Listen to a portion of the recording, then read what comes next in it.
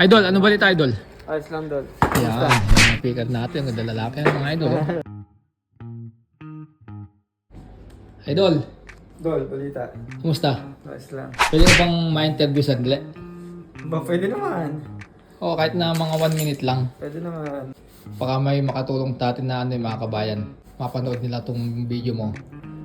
At may inspire sila. Kunting tanong lang idol. Sige lang, Dol. Ano yan? Idol, ano palang trabaho mo dito ngayon idol sa Hopi? Ano ako dito? Warehouse speaker. Pero dati, anong trabaho mo? Dati, anong trabaho natin? Barista tayo dati. Pagod. Saan ka barista dati? Sa Prague.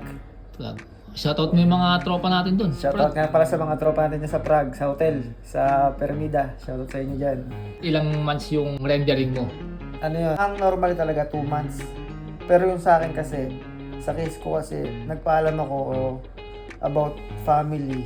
Sabi ko para makasama ko yung asawa ko. Kaya halos 1 buwan at kalahati lang yata yung rendering ko. Saglit lang. Ano dito din yung asawa mo sa Hopi? Oo, so okay din. Ayos pala no, at least magkasama na kayo ngayon. Oo, yun din ang habol ko dito eh. Para Oo. magkasama kami dalawa. Yun din ang pinaka the best talaga. At saka yung paldo. Paldo! Sana all paldo! Tapos, saan ka pala sa Pinas idol? Bataan, Bagak.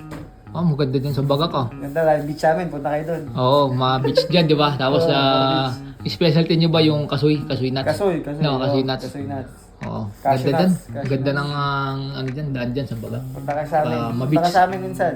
Idol, baka pwede kong malaman kung ano yung agency mo sa Pilipinas.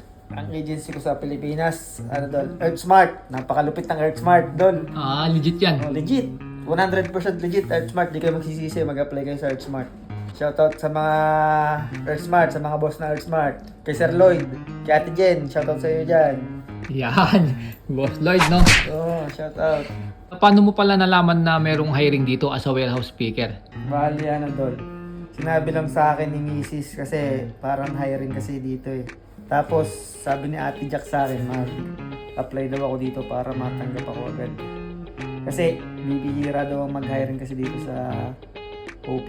Talagang pili, kumbaga madalang. Kaya yun, shoutout nga pala sa asawa ko at kay Ate Jack. Salamat sa inyo. Tinulungan niyo ako makapasok dito sa OP. Okay na. At maraming salamat sa time mo, idol. OP, be happy. Thank you, idol. Don't worry, be happy. Yeah.